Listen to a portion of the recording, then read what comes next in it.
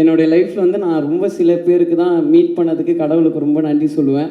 அந்த மாதிரி நான் மீட் பண்ண ஒரு ரொம்ப நல்ல பர்சன் விஜய் சேதுபதி அண்ணன். தேங்க்யூ ஸோ மச்ண்ணா. எங்களுக்கு இந்த படத்தில் ஒன்றா நடிக்கிறதுக்கு ஒரு சான்ஸ் கிடச்சிது. ஒரு நாள் ஷூட்டிங் வந்து வேறு ஒன்று போயிட்டு இருந்துச்சு. நானும் விஜய் சேதுபதி அண்ணன் மட்டும் தனியாக இருந்தோம். பேச ஆரம்பித்தேன் 5.5 மணி நேரம் போயிடுச்சு, எங்களுக்கே தெரியல.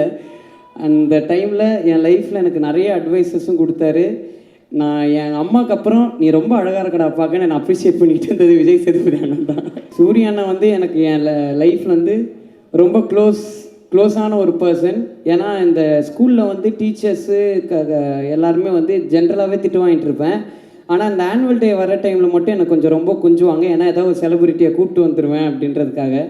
அந்த டைம்லாம் நான் நம்பி ஃபோன் அடிக்கிற ஒரே ஒரு செலிப்ரிட்டி சூர்யாண்ணே, கொஞ்சம் வந்துடுறீங்களாண்ணே அப்படின்வேன். தம்பி அதை அட்ரஸ் மட்டும் அமுச்சு விடுப்பா, நாங்கள் வந்துடுறோம் அப்படின்வாரு.